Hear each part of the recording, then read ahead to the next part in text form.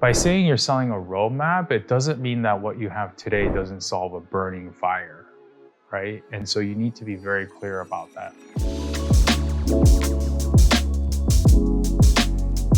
I'll give you a very tangible example that I was actually talking to Daniel about yesterday.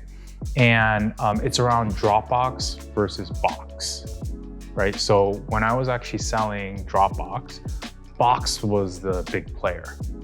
And a lot of buyers would be like, listen, Box already has an enterprise roadmap built out. They have like 50 things. They have encryption key management. When you share a file outside the organization, they tell you, you can put a password on your links. And then at Dropbox, we're like, oh, dang, we don't have any of that.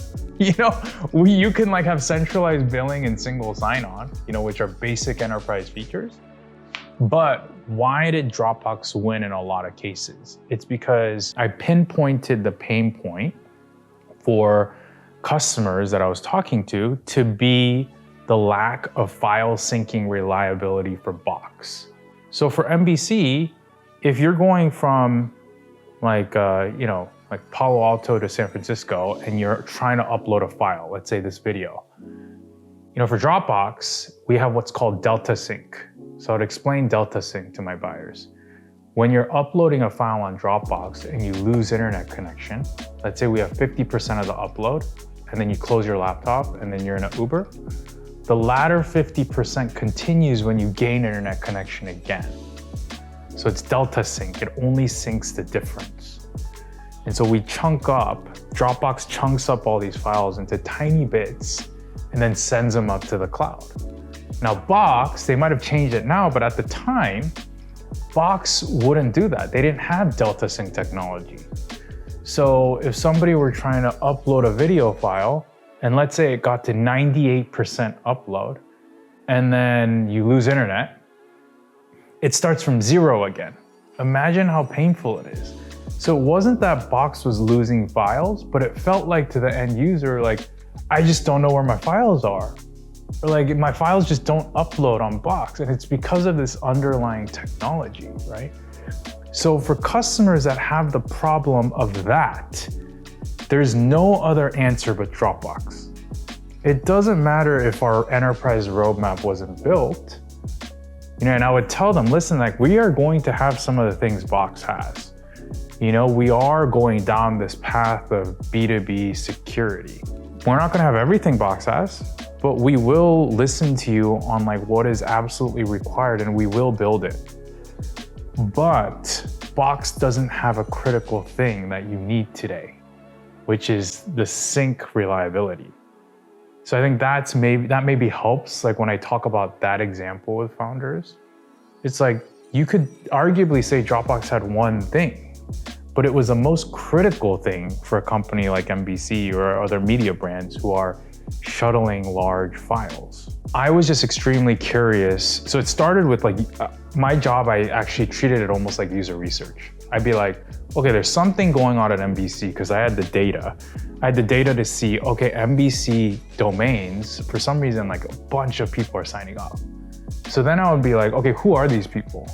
And then I would pick out people from business units. I'd be like, okay, there's somebody at Bravo, there's somebody at NBC Olympics, there's somebody at Saturday Night Live.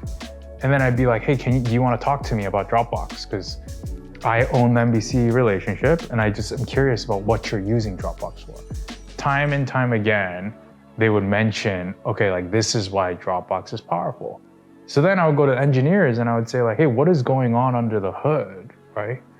And then engineers like Alex Elaine and all the engineers that I still love dearly to this day, they'd be like, this is what's happening under the hood.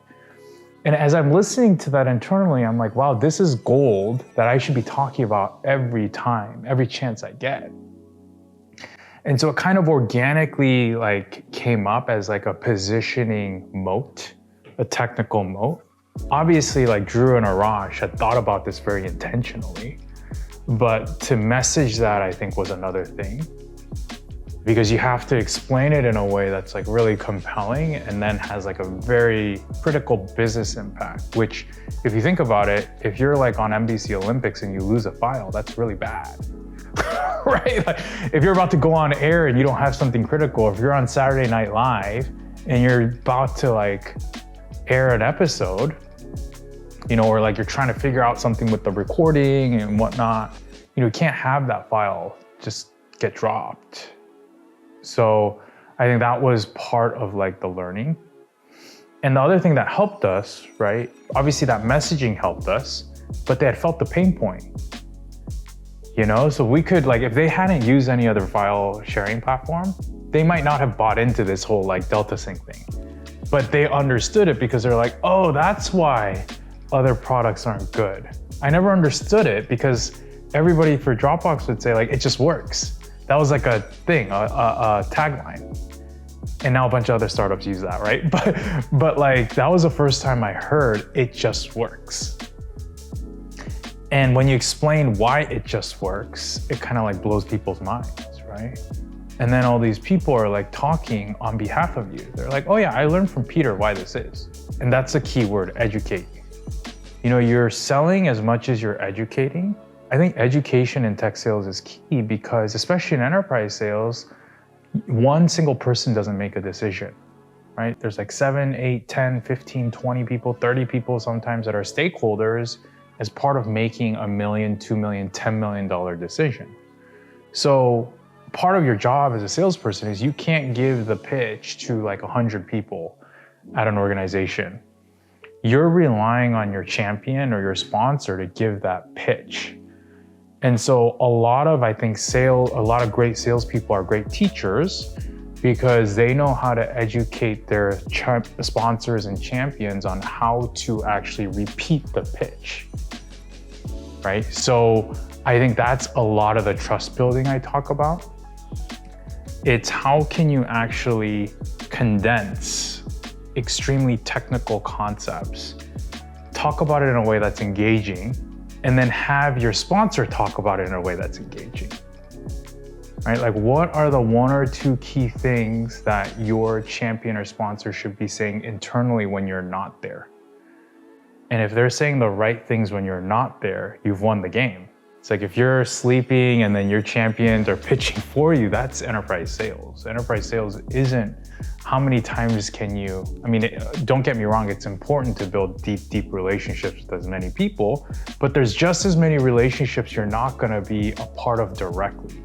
And so how do you influence those conversations, right? And it's a combination of educating, making sure you're engaging and making sure the story sticks internally, right? Yeah.